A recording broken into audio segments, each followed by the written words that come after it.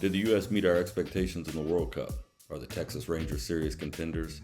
And who's been hot this week around MLB? This is the winning season with Seth G. I'm your host, Seth Gallion, and let's get started on many topics today. I want to jump right in on the World Cup today. It's obviously the biggest story in sports. We've been talking about it here every week, and I'm gonna hold off and discuss the U.S. At the end. I think there's a lot to talk about there. But I first want to start off with Norway's upset of Brazil. I'm not so sure this is a huge upset. Certainly, Brazil is not the Brazil they were 15 years ago, and Norway has Erling Haaland, which I think is a huge X factor, as we've seen. If you watch the Premier League at all, you're well aware of this, and we're seeing it this year in the World Cup. Erling Haaland is I don't know that he's not that you can't defend him, but he just finds great space. He doesn't have to be involved in the game much. He does not need a lot of touches, and somehow he finds himself putting the ball in the back of the net continuously. He's a handful physically. Again, he's got great movement. His header in that game for a goal was just absolutely phenomenal. The movement he made to get there, and then the power at which he can do that has been, it's always good to watch. And as a Manchester United fan, it pains me to say that about anyone who plays for Manchester City. But Erling Haaland is a very, very special striker, and he's got Norway into the round of eight and past Brazil, so that was pretty interesting. I think Morocco, they continue their run. Last World Cup they went all the way to the semifinals, and I think a lot of us, including myself, felt like it was a little bit of a Cinderella run. They're showing this year that they're a very, very legitimate team. They're interesting because I don't know that you would look up and down their roster and think anybody on that team's really a star. They're really solid at every position. Their shape is excellent consistently. They're good defensively. And then they find ways to get goals. So Morocco's showing again this World Cup. They're not a fluke. Last World Cup was not a flash in the pan. They continue to play really well, and I'm excited to see them in the round of eight. We talk about France. France just continues to look awfully, awfully good. I just think that they're really good up and down the pitch. They're highly skilled. They're highly technical. They obviously can score. Kylian Mbappe's as good as anybody in the world, and they're just playing really, really well right now. And the one thing I'd say is that they're playing very, very free, which I think really, really helps. They don't seem to be under a lot of pressure. They're not just sitting back trying to defend. They're constantly going forward, and they've been a lot of fun to watch. They're an enjoyable team. If you haven't had a chance to watch France yet in the World Cup, I certainly highly recommend you find a few minutes to do so. And then I definitely want to hit on England and Mexico. If you didn't get a chance to see that game, man, just this is what sports is about. You've got England, this massive team, one of the powerhouses in soccer, going to the Azteca in Mexico City to play Mexico in the World Cup. It just doesn't get a whole lot better than this. And honestly, I've picked England to to win the World Cup from the beginning. And this was a game that, looking at on paper, was I would say concerning. Right, tough environment, high altitude, in their backyard, and wasn't sure how England would respond. They haven't always been known for being able to, I guess I'll say, tough it out and really win a game. And what an incredible game, incredible atmosphere. I want to talk about Mexico for a minute. What an effort they gave.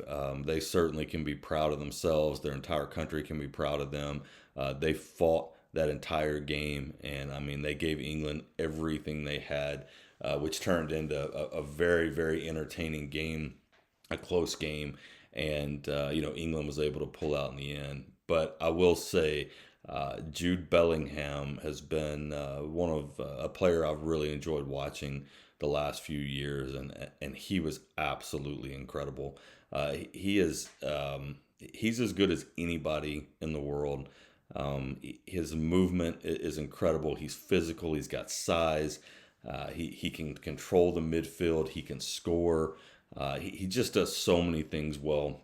And I really enjoy watching Jude Bellingham off the ball. He never stops moving. He constantly finds himself in the right place, in the right spaces, which leads to him doing what he did the other night in Mexico. And in that case, he got 2 goals. I think in 90 seconds or something.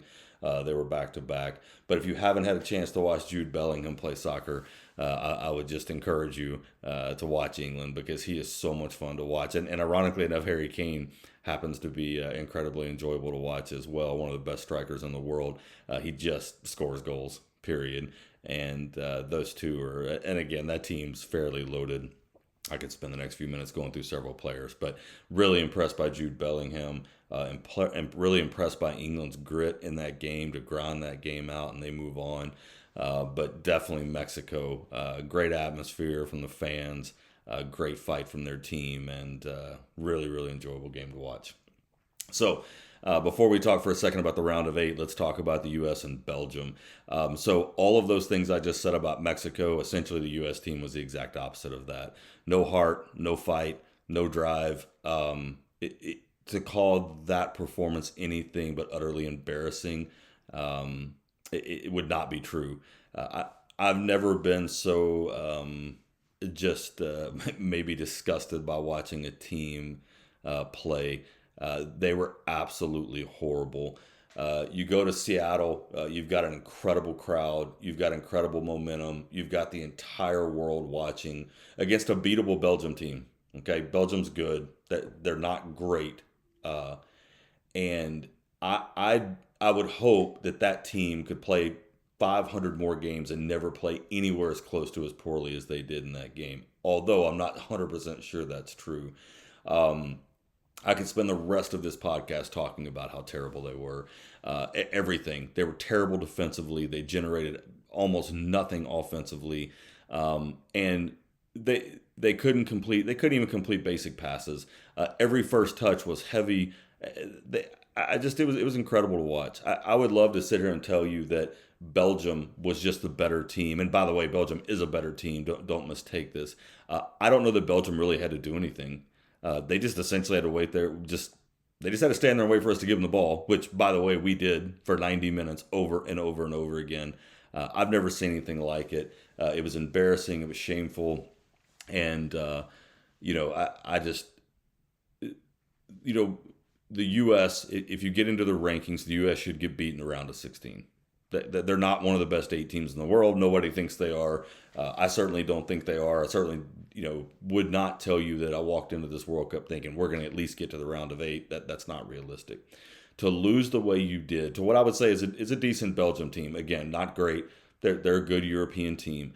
To lose the way they did, there's no excuse for that. And the entire men's national team, they need that whole program needs to start over. And I know we're all prone to overreact over one game, but this is the World Cup. You get a chance once in 4 years, and for you to come out on the biggest stage against, again, a good, solid, but beatable European team and play the way that they did, there is something systemically very, very wrong with that team and with the way that our national team is put together, because there is no excuse for professional athletes playing at the highest level to come out and perform like that. And then we certainly could be overly critical of every single player. I do want to take a second. Christian Pulisic, I don't know what else to say other than he's not that guy. I don't think he ever has been. He gave essentially nothing in this World Cup. He was good in the first half of the first game. Other than that, he offered absolutely nothing. He was terrible against Belgium, comes off with injury. And I think after the game says, well, everything's okay because he can rest now. It's hard to get your mind around that. So back to the original question to open the show. Did the U.S. meet our expectations? I would tell you they very clearly did not meet mine. And it's not because they lost in the round of 16. It's the way they lost and how poor their performance was. And to show no fight, no grit, no heart was really, really embarrassing. It was embarrassing for them as a team. It was certainly embarrassing for us as a country. And I hope that in 4 years we have a very, very different group of players. Because that group, that I'm not so sure I could be more disappointed in the team and the way they played. So, with that being said, it does set up an interesting matchup between Belgium and Spain. I know Spain will be favored in that game, although I think Belgium is tactically and technically good enough to beat Spain for sure.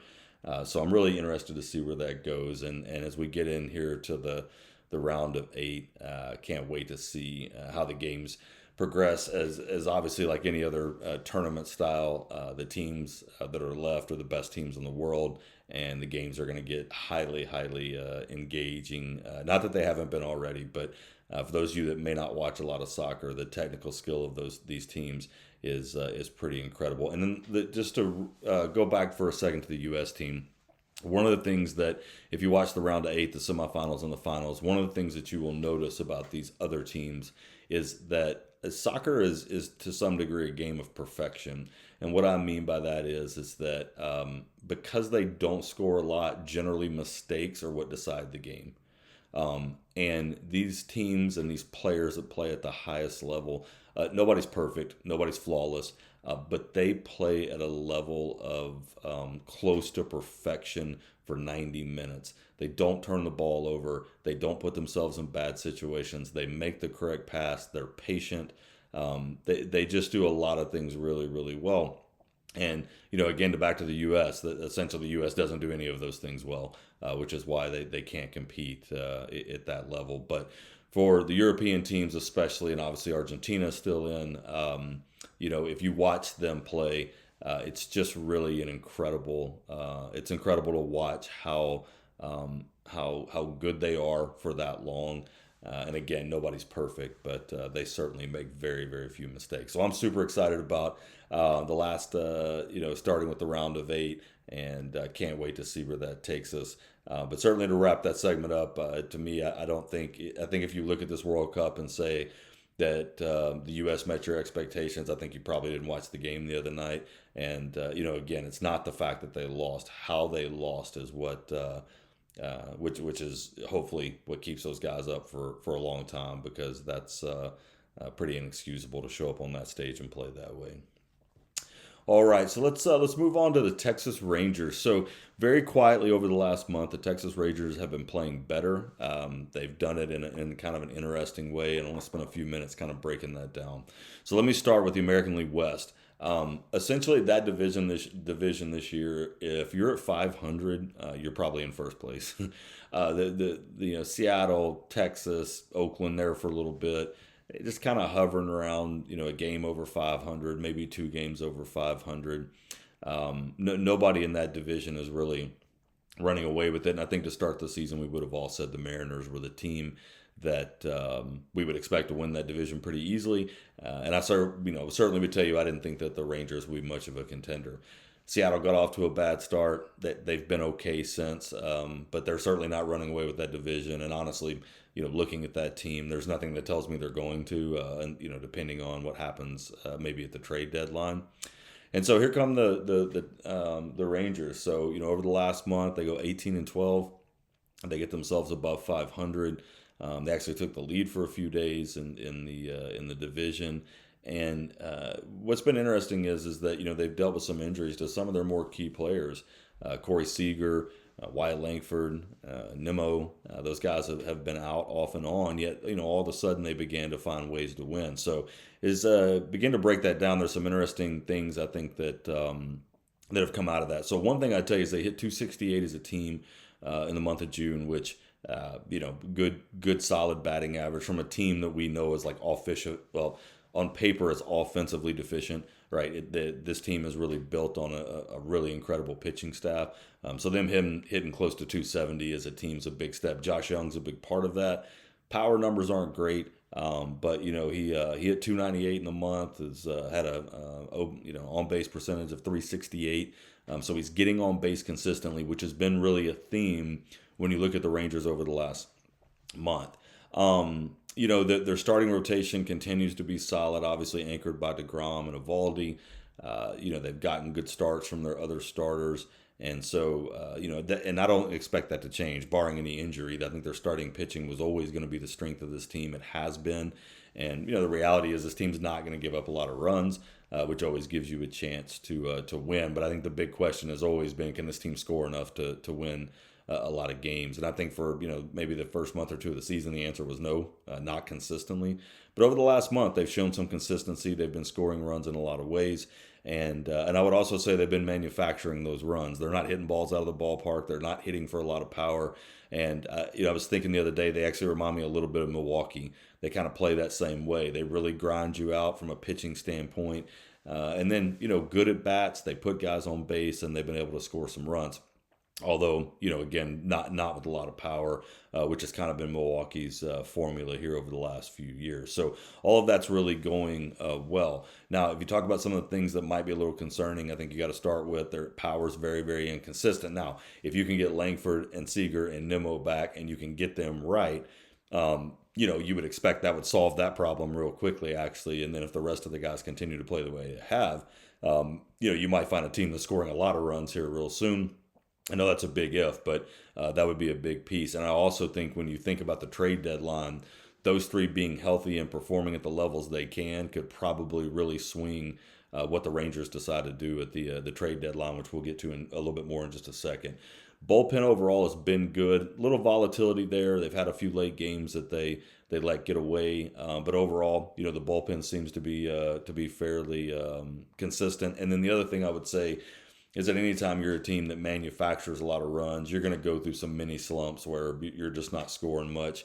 That's why the focus a lot of times is on a little more power. Because it tends to get you through those moments. So I do expect this team's going to have, they're going to lose some games 3-1, 2-1, 3-0. Because again, I expect their pitching to continue to be good. But overall, they're getting people on base, which certainly is a good way to manufacture runs. And I know that's not the way the game's played today. I know everybody wants to hit home runs. It's all about power numbers. But, I definitely think that currently right now in the regular season, the playoffs are a little bit different, but them manufacturing runs and hitting for a really good average is giving them good results behind some really, really continued strong pitching. A couple of other interesting things on the Rangers in June. As we mentioned, their batting average 268, ranks 11th in the league. So again, not the best in the month, but certainly in the upper tier, which is good. But of course, their home runs in the month, they ranked in the bottom half of baseball. I think they were 21st in home runs. So again, the power's not really there. I thought the more interesting piece was really on the pitching side of it. So from an ERA standpoint, they actually ranked 18th in baseball, which is not great, very middle of the road, but they were top 10 in WHIP. So it's kind of an interesting contradiction there because they're giving up more runs than maybe what you would think, but their WHIP indicates certainly that they're not allowing many base runners.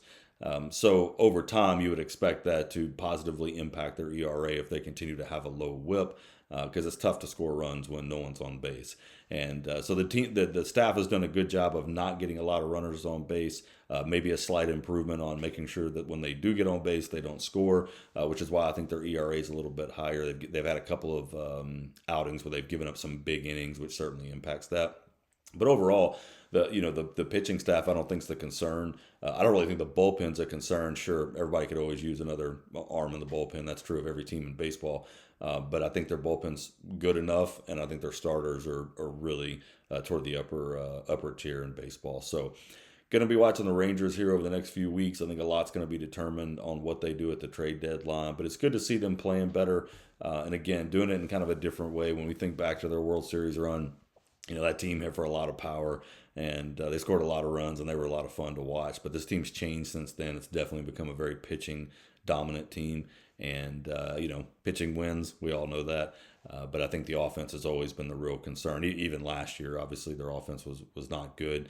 And so to see them producing runs, getting on base, and hitting for a better average is a really good sign for the Rangers. And then I think just to kind of wrap that up, where my thought is I think they'll be buyers at the deadline. That division's there for the taking. Again, nobody's running away with that division. The Mariners certainly don't seem poised to do that, and the other teams, quite frankly, aren't good enough to. And so the division's there for the Rangers. So if they want to go be aggressive at the trade deadline and they want to go be buyers, I think they can easily win this division. So the next 3 weeks will certainly determine a lot of that. I think if they continue to play well, Again, for that division, if they can just stay a few games above 500, I think that kind of forces the hand of the team to go be buyers. And so I expect that they'll be buyers at the deadline, and they tend to be very aggressive at times. So I'm interested to see what they do. Obviously, everyone's always looking for arms. I think it'd be probably a good idea for them to add another arm in the bullpen or two, and then certainly, if they could find a power bat that fits into their lineup, I think that would be a great addition for what we're seeing for them, hitting for a much better average and getting on base real consistently. So we'll keep our eye on that. And, again, very quietly in the American League West, the Rangers seem to be better than most expected, I think. And I think they've got a chance to win that division. So more to come on that. All right, well, let's jump into Around the Diamond. We talked last episode about the CBA. Not a whole lot of news out of that this week other than, the owners proposed a salary cap. The players basically say that they're not even going to discuss it. I think we've all known going into this that that's the sticking point, and it's going to be. I will say this, though. I don't think there's anything positive on the player side to just say we're not even going to discuss it. That's not negotiation. That's not talking to each other in good faith. That's just strictly saying, I don't like what you're saying, and I refuse to even speak about it. So they're going to have to come to the table. I'm sure the owners are willing to go to a higher salary cap than what they initially proposed. That's what you do in negotiations. But, for the players just to take a stance that we're not even going to discuss it, it doesn't work. That's not negotiation. And if that's the stance that they're going to take, we guaranteed will not be playing baseball next year. Because I think if you can't even come to the table and have open discussions on either side, then there's no path to a solution. So we're going to continue to monitor this. I'll continue to update you all every week as things come out. But right now, that is the sticking point. I think we all knew it was going to be the sticking point. But again, for either side to just take the stance that we're not going to discuss it and we're not going to negotiate it, just doesn't sit real well with me. Again, I think the whole point of going through the collective bargaining process is to have negotiation and to have conversation and find medium ground. And there can't be medium ground on nothing. So I would just say that I think the players union is probably just posturing more than anything. I'm sure they're well aware they just can't not even talk about it. I think publicly it sounds good to just say, nope, we're not even going to have a conversation about it. But I think they know as well as everyone else does that doesn't work, and that's not how you negotiate. And so be keeping our eye on that. Second part is who has been hot this week. So there's two players this week that really just had incredible weeks. So I'm going to start with one who honestly has had an incredible season, and I think he's one of, if not the best hitter in baseball, although not talked about very often, and that's Yordan Alvarez. What an incredible week he had. He hits 435, 462 on base. He hits 4 home runs. He drives in 11 in 6 games. It's a grand slam. He hits a walk-off. He just kind of does everything. Yordan Alvarez has been one of the best hitters in the game for a few years. I feel like he flies under the radar, and he's not somebody that's talked about very often. But he's having an incredible season. He had an incredible week last week. And while it pains me that he plays for the Houston Astros, I would love to see him put on a different uniform for personal reasons. What an incredible hitter. And I really enjoy watching him hit. And he's certainly, if you're ever in a position to stop and watch Yordan Alvarez taking a bat, I highly recommend you do it. It'll be worth your time. Just a really, really joy to watch, and what a week he had. And then the other player that really had a great week was Otto Lopez of the Marlins. He as well has had a really, really nice season. The Marlins have had a nice season. They've certainly far outperformed, I think, everyone's expectation. He hit 522 last week. 12 for 20. Looks like he had 12 hits over 23 at bats. His OPS was 1520. Multi-hit games for him. He continues to get on base. He continues to hit for a good average, and he's having a great season. And again, the Marlins, while nobody shows up in Miami to watch them, they're a lot of fun to watch. They really play well. They've played well, and again, they have far, far outpaced, what anybody thought they could do this year. There in the National League East. So Yordan Alvarez and Otto Lopez, incredible weeks. They both had really, really good seasons, and certainly feel like both of them will finish the year very strong. And then lastly, for Around the Diamond, just the trade deadline coming up. Again, Tarek Skubal, that's the name you're going to hear, and maybe the only name you're going to hear until something happens with him. It's an interesting situation. I think it's been very well publicized. He and Detroit are so far off on any kind of long-term agreement. I think it's very clear he will not be in Detroit. Unfortunately for Detroit, that gives them zero leverage. They have nothing. I think everyone knows, hey, you either got to trade him at the deadline or you get nothing for him. And so I think the Tigers are going to end up, they're going to trade him, I think. I think they're going to get way below market value for him because they just don't have any leverage unless two teams get into really hot competition for him, which I think also is complicated because, how much are you going to give for a guy if you don't have a guarantee he's going to sign with you long term? The Tigers are certainly going to be looking to maximize his value. So, I think there's other players that certainly we'll be discussing here in the coming weeks as more as more information becomes available. But Scubal's the one to watch. There's probably only a few teams, honestly, that are really maybe make a run at him. The Yankees, Dodgers, maybe the Brewers or the Braves, sneak in there. Maybe one of them's really interested.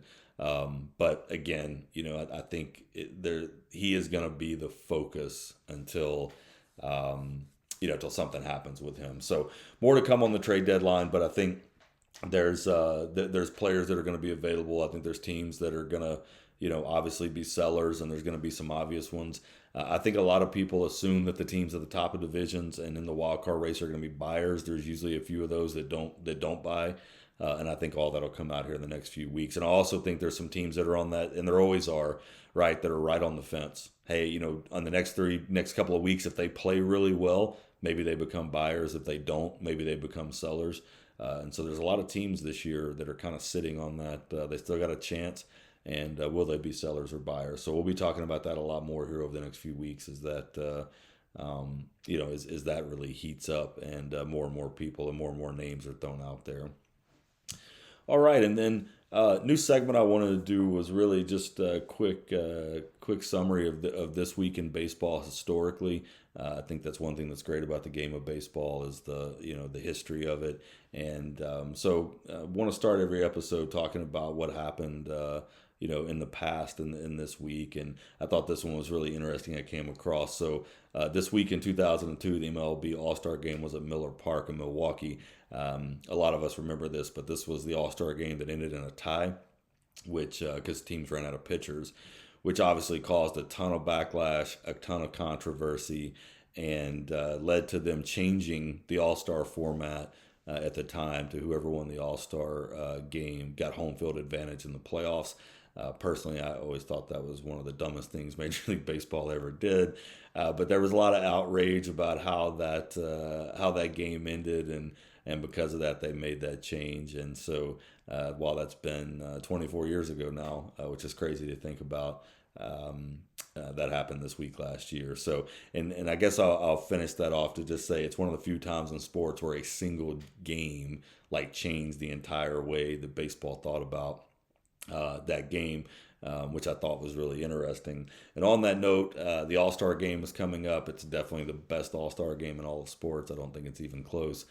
Can't wait to see that this year. It's going to be it's going to be a lot of fun, and always a good time to watch all the festivities and the events that happen around it, as well as the All-Star Game. So we'll certainly be watching that and be talking about that on a future episode. All right, well, that wraps up this episode. I want to thank you all for listening, for watching.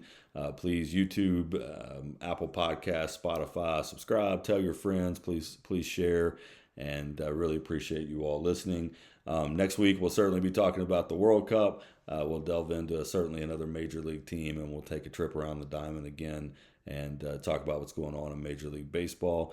Basketball and football are getting closer, and so certainly in the coming weeks we'll begin to delve into those. But right now, the World Cup and baseball are certainly the two that are dominating the sports headlines, as they should be at this time of year. So you guys have a great day, and we will see you all on the other side next time on the Winning Season with Seth G.